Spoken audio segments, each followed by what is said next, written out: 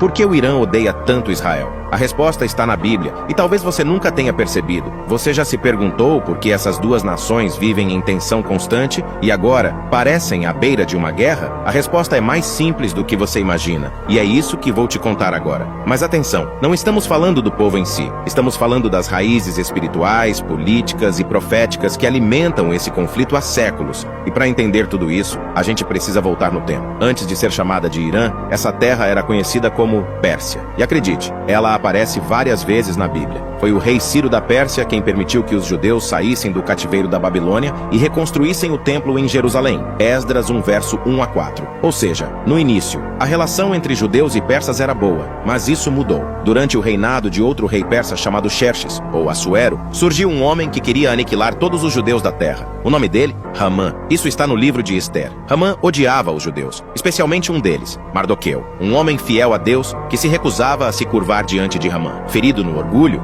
Hamã não quis atacar só Mardoqueu, mas tramou um plano para exterminar todo o seu povo. Mas o que Hamã não sabia é que Ester, a rainha, era judia, e com coragem e sabedoria, ela intercedeu diante do rei. Hamã foi desmascarado e acabou perdendo a vida na mesma forca que preparou para Mardoqueu. Essa história é celebrada até hoje no feriado judaico de Purim como um livramento de Deus, mas também marcou profundamente a memória do povo judeu e da tradição persa. Por séculos, a Pérsia foi um império poderoso, mas no século XX, tudo mudou. Em 1979, aconteceu a Revolução Islâmica. O Irã passou a ser governado por ayatolás, líderes religiosos xiitas, que enxergam o Estado de Israel como ilegítimo. Eles não reconhecem o direito de Israel existir e veem o país como uma afronta ao Islã, especialmente por estar na Terra Santa. O próprio líder supremo do Irã já declarou publicamente o desejo de eliminar Israel do mapa. São palavras deles, não invenção nossa. Mas por que tanto ódio? Alguns estudiosos dizem que esse ódio tem raízes políticas e religiosas. Outros enxergam algo mais profundo, espiritual, porque o mesmo espírito que agiu em Hamã é o mesmo que tenta se levantar até hoje para destruir o povo de Deus. Mas assim como no livro de Ester, Deus ainda guarda Israel. E o que a Bíblia diz sobre o futuro? No livro de Ezequiel 38, a Pérsia é mencionada como uma das nações que se levantarão contra Israel nos últimos dias,